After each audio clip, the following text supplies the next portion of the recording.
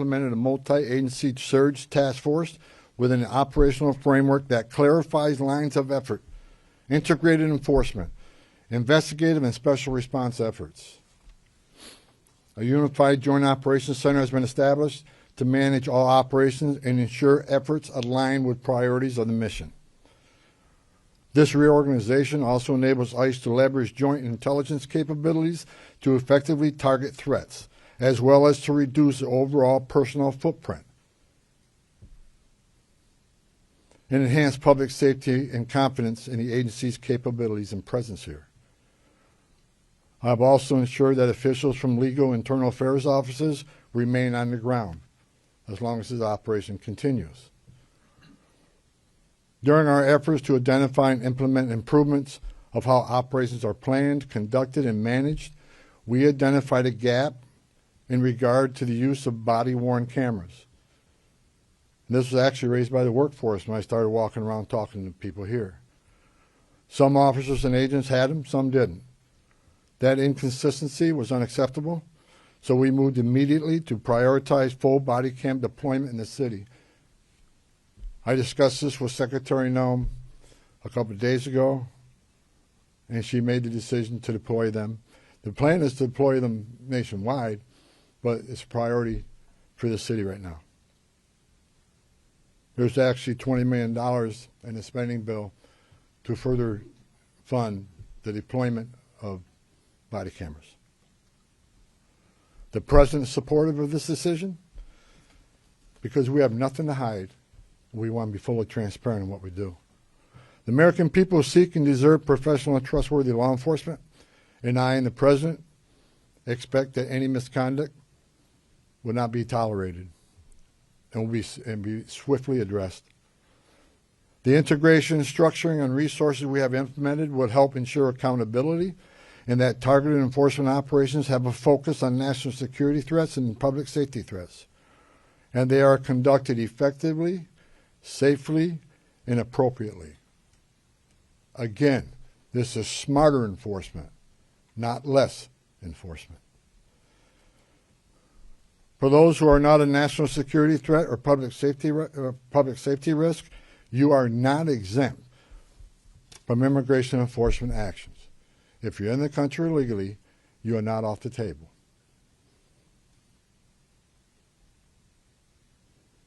And let me be clear, President Trump fully intends to achieve mass deportations during this administration, and immigration enforcement actions will continue every day throughout this country. President Trump made a promise, and we have not directed otherwise. I heard rumors we have, untrue. Given that many public safety threats on our communities, many of which poured across the border during the Biden administration, it makes sense to prioritize public safety risk right now. Again, prioritization doesn't mean you forget about everybody else. But we have a criminal here and non-criminal here. The criminal has to be arrested first because they're the biggest threat to the community. My goal with the support of President Trump is to achieve a complete drawdown and end this surge as soon as we can. But that is largely contingent upon the end of the illegal and threatening activities against ICE and its federal partners that we're seeing in the community. We will not draw down on personnel providing security for our officers. I will not let our officers be put at risk. So we will not draw down on personnel providing security and responding to hostile incidents until we see a change in what's happening with the lawlessness of the impeding and interfering and assaulting of ICE and Border Patrol officers. It is against the law to forcibly assault, resist, oppose, impede, intimidate, and interfere with federal law enforcement, including ICE officers and Border Patrol agents. Doxing law enforcement to threaten them and their families because they're executing their sworn duties to enforce immigration law that Congress passed is unacceptable. And it's shameful and incomprehensible to me that this unlawful and threatening behavior is being tolerated by anyone.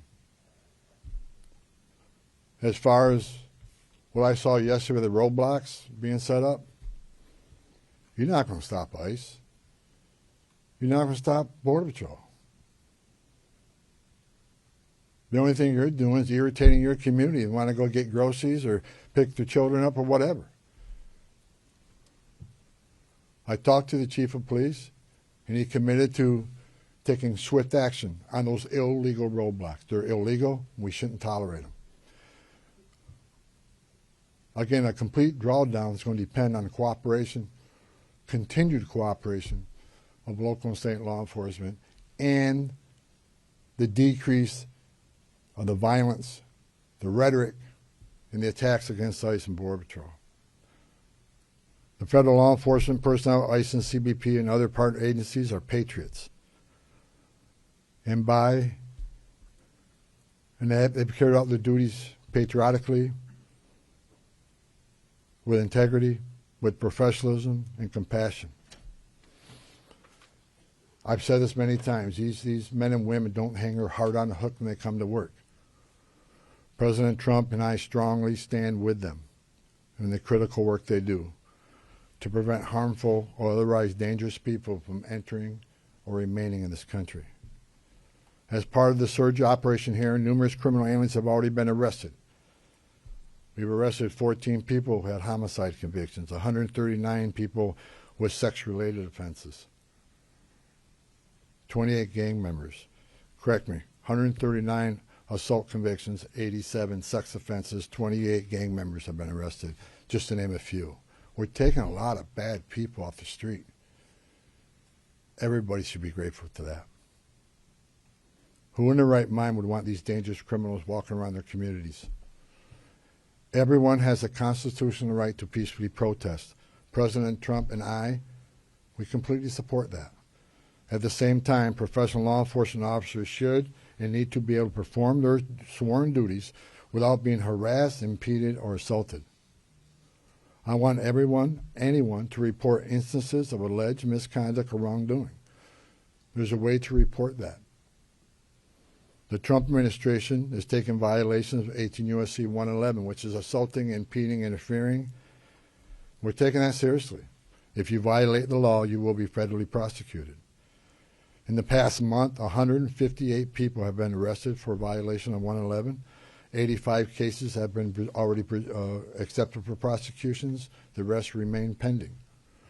We've had 9 indictments of those who raided the church, and additional cases are being worked.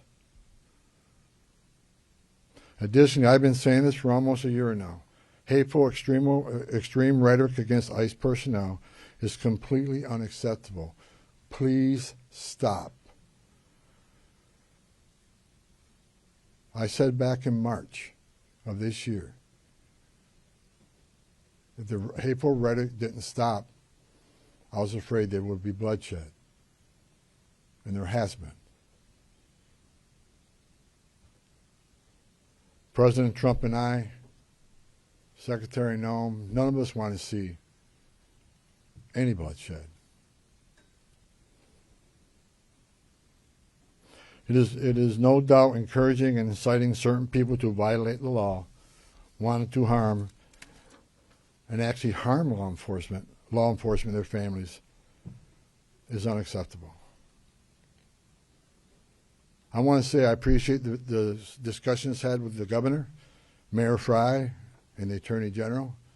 We've had frank, honest discussions.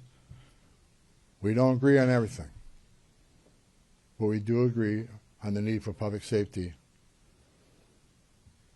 And we do agree that ICE has a role to enforce the immigration laws of this country. I would implore the governor and the AG and the mayor and other political officials to urge in the most strong and urgent way to ask for calm in the community and to end the resistance, the impediment, the interference, again, protest.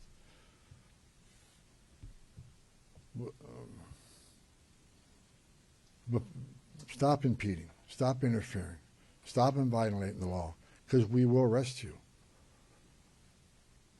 In closing, President Trump and I would like to thank the men and women of ICE, Border Patrol and other federal agencies on the ground here, for your dedication to the oath you swore to enforce the federal laws and promote public safety through the work you do. That hasn't been easy. I know the sacrifices you made. I know the sacrifices your families make.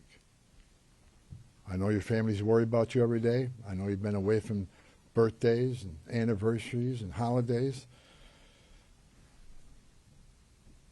I appreciate every one of you. I wore that green uniform.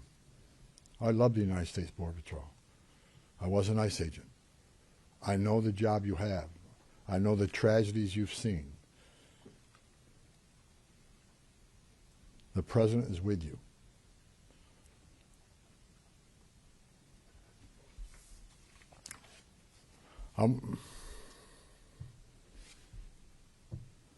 Again, I want to thank Governor Walz, Attorney General, and Mayor for the candid, insightful, productive discussions we had.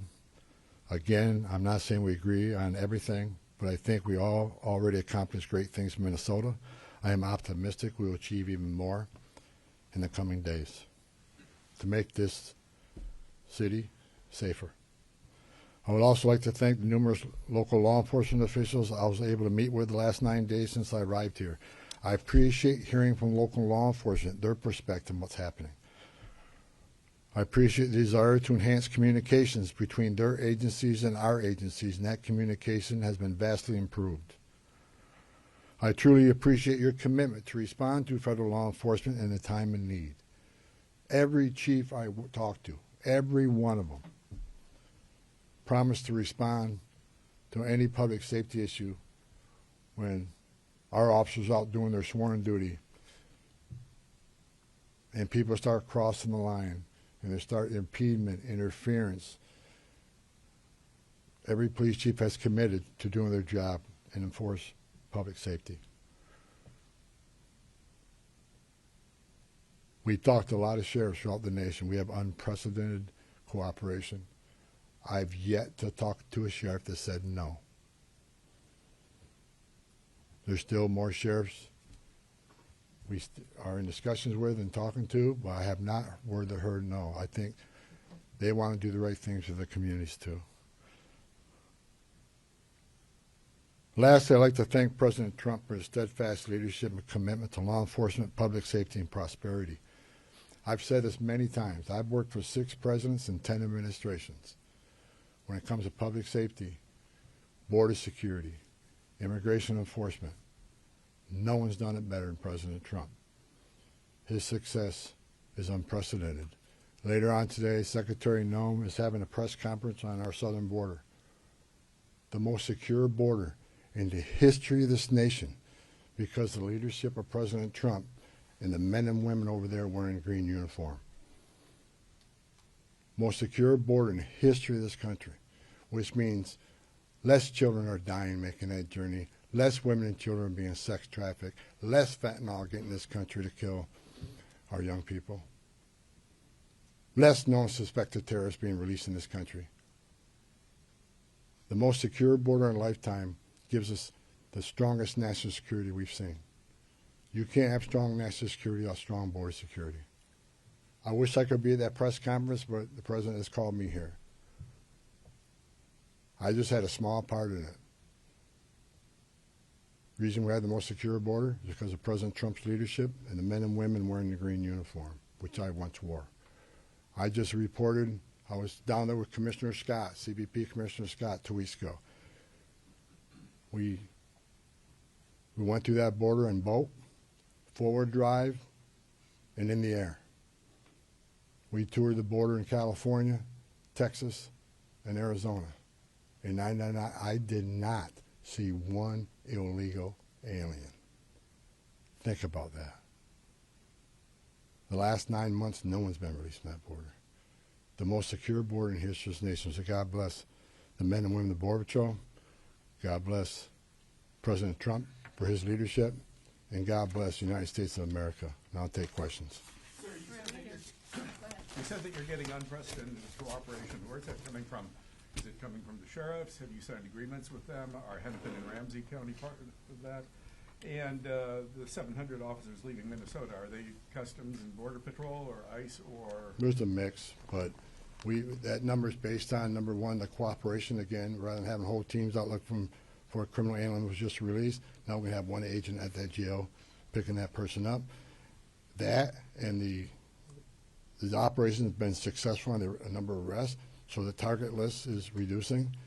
So with the efficiencies of the jails, with the efficiencies of the prison system working with us, and the target list decreasing, we had a whole team looking at what makes sense without risking officer safety and the security teams, and that number is 700. Look, we want to get back to the original footprint, the Minnesota footprint of what ICE officers looked like before this operation, plus the additional hires through the big, beautiful bill.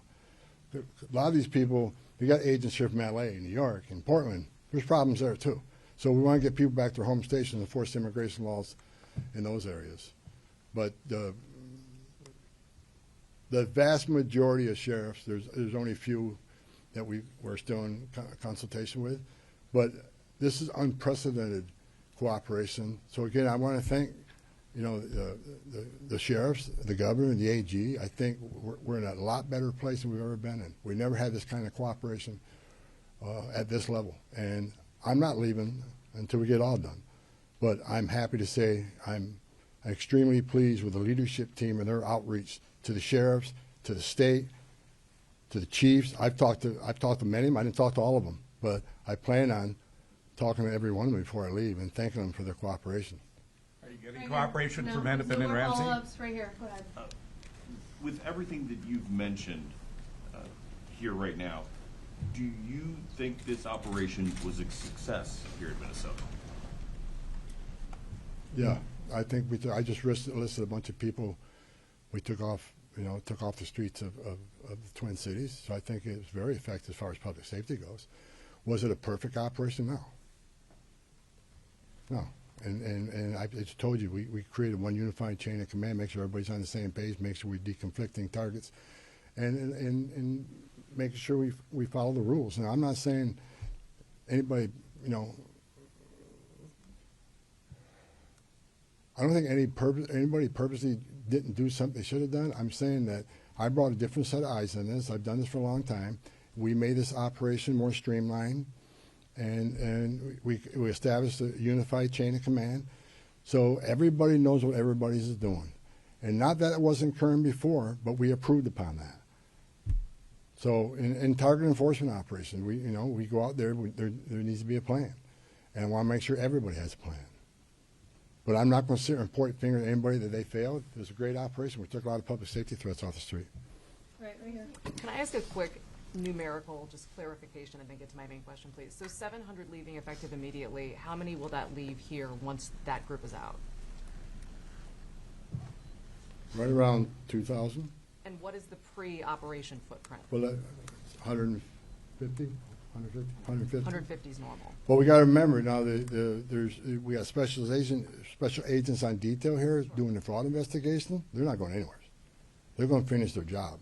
I'm talking about immigration enforcement efforts. Understood. So then my main question is just, we've talked to people who say they're protesting not the arrests of people with criminal backgrounds, but things like broad ICE patrols, random citizenship checks of people of color, and the detainment but no charges of U.S. citizens. So have you committed or will you commit to officers on the ground here ceasing those actions? What I have made clear, we're doing targeted enforcement operation. When we leave this building, we know who we're looking for, where we're most likely to find them, what their immigration record is, what their criminal record is. But as we continue to be forced in the communities, when we go to arrest that criminal target, if we find an illegal alien there, they're coming. We're not going to turn a blind eye to illegal immigration. That's why this partnership and this coordination is so important. We'd much rather work in the safety and security of jail. Look, I go to bed every night wondering if every one of our officers go home safely. I also am concerned that every person we're looking for is taken into custody safely. The best way to do that is to have a target enforcement operation and well-planned operation. That's the way we've done it for decades. So should we expect to see no more of that? Pardon me? Should we expect to see no more of those citizenship checks? I have lower one I have point? directed target enforcement operations, and we'll hold our officers to the highest standards. Right. These are professionals. Again, you know, I wish every one of you would put that gun on your hip, put that Kevlar vest on, and go out there and put up what they put up with. Considering the hate, the rhetoric, the attacks, I think they perform remarkably, and I'm proud of them. We came here, President Trump sent me here. I didn't ask to come here. President Trump sent me here to help de-escalate what was going on. We're not surrendering our mission. We're not walking away from our mission. We're just making this more effective and more smart. This is smart law enforcement. Smart law enforcement makes it safer. Right. Realistically, how much work is there left to do here? And with this unprecedented cooperation, how long could this take, best case scenario in your eyes, to get the job done? Look, I said it. We want to get out. We want to get back to the normal operational footprint here, but that depends on the people out there putting up illegal roadblocks. That depends on people that want to intimidate and interfere and put hands on ICE officers. Tone down the rhetoric. Stop violating the law and impeding and interfering with us, and the drawdown will be quicker. I still got more discussions to have with some local law enforcement officers looking for their cooperation. The more cooperation we get, the less rhetoric and hate we see, and the less attacks means we can draw down even more quicker. So, you know, a lot of this has to do with assistance from the community. We want to get these men and women home. They got a job to do at home, and I think we come a long ways. I'm actually, yesterday afternoon I was sitting on my chief of staff. I'm actually amazed at the cooperation and agreements we already talked about, and the willingness to work with us. We're doing better than I ever thought we would, seriously, and I'm excited about getting back to the business of enforcing immigration law without without arresting people for 111 for interference and impeding. We just want to do what we've done for 30 years, 40. I've done it for 40 years. We want to get back to doing the job, and that's what we plan on doing. And we're not. I want to keep this because I keep hearing it and hearing it and hearing it. We're not surrendering the president's mission on a mass deportation operation. If you're in the country illegally, if we find you, we'll deport you. But this is about target enforcement operation, and that's what we're going to be doing. Last question, go ahead. You've been talking about these filter blockades. People, just regular people, protesters are checking IDs, they're running people's plates, and they're not letting people who they think are ICE agents through. But we've seen Minneapolis Police Department roll by and ask these protesters, are they doing okay, and they let these things stay up for extended periods of time. What do you make of MPD's lack of action on this matter? When I was away to wear the roadblocks yesterday, I called the chief of police, and he went and disbanded them after I got off the phone with him. He has promised to take enforcement action. It's illegal. You can't do that. And again, a message to those folks, what are you doing? You really think you can stop an ICE and CBP from doing the job? It's a joke. Only people you're hurting is your own community who wants to go and get groceries, pick up the dry cleaning, or go to work, whatever. You're just hindering them. Stop. Just stop. All right, I no just more have a questions. quick clarification on the body No more cameras. questions, guys. Just a Thank clarification. you. Mr. Homan, could you just talk about the targeted list? How big is Asking that County Jails to list? report those only admit